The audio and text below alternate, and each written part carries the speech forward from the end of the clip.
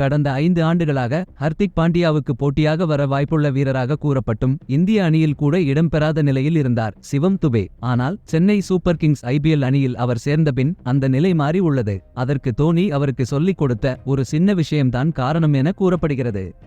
கடந்த 2019ஆம் ஆண்டு சிவம் துபே IPL தொடரில் அறிமுகமானார். அப்போது இந்திய அணியில் ஹர்திக் பாண்டியா வேக பந்துவீச்சு மற்றும் ஆல் ரவுண்டராக முக்கிய இடத்தை பெற்று இருந்தார். அவருக்கு மாற்று வீரராக இந்திய அணியில் இடம்பெறும் அளவுக்கு திறன் கொண்ட வேறு வேக பந்துவீச்சு ஆல் ரவுண்டர் என யாருமே இல்லாத நிலை இருந்தது.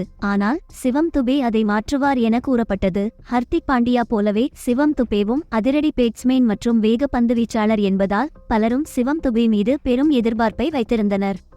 விராட் கோலியின் கீழ் ராயல் சேலஞ்சர்ஸ் பெங்களூர் IPL அணியில் சிவம் துபே இடம்பெற்றார். சில போட்டிகளில் மட்டுமே சிறப்பாக ஆடிய அவர் தொடர்ந்து பேட்டிங்கில் சொதப்பினார். அதனால் இந்திய அணியில் இடம் கிடைக்காமல் போனது.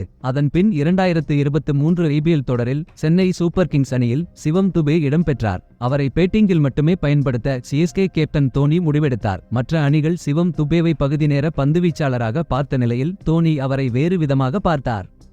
சிவம் துபேவின் அதிரடி பேட்டிங்கில் ஒரு பிரச்சனை இருந்தது. அவரால் பெரிய 6 அடித்த முடியும் என்றாலும் அவர் களத்துக்கு வந்தவுடன் சில பந்துகளில் ஆட்டமிழந்து விடுவார். அவர் ஷார்ட் பந்துகளில் மட்டும்தான் அவுட் ஆகிறார் என்பதை உணர்ந்த தோனி ஷார்ட் பந்துகளில் பவுண்டரி அடிக்க முயற்சிக்க வேண்டாம் என அறிவுரை கூறியிருக்கிறார். அந்த ஒரு விஷயத்தால் துபேவின் பேட்டிங் பெரிய அளவில் மாறியது. மேலும் அவர் செய்யும் சிறு சிறு தவறுகள் குறித்து போட்டி முடிந்தவுடன் அவரிடம் அமர்ந்து பேசியிருக்கிறார்.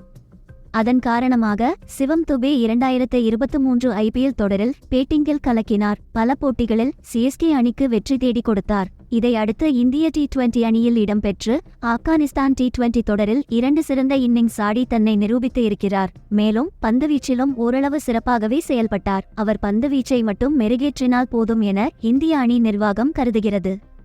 கடந்த 5 ஆண்டுகளுக்கு முன் ஹர்திக் பாண்டியாவுக்கு மாற்றாக வருவார் என கூறப்பட்ட சிவம் துபே தற்போது தோனி சொன்ன ஒரு அறிவுரையால் இந்திய அணியில் இடம்பெறும் அளவுக்கு உயர்ந்து இருக்கிறார். ஆப்கானிஸ்தான் தொடரில் சிறப்பாக செயல்பட்ட போது சிவம் துபே மறக்காமல் தோனி பெயரை குறிப்பிட்டார். ஆக தோனி ஏதோ ஒரு வகையில் ஹர்திக் பாண்டியாவுக்கு போட்டியாக ஒரு வீரரை வளர்க்க காரணமாக இருந்துள்ளார் என்பது குறிப்பிடத்தக்கது. நன்றி, வணக்கம்.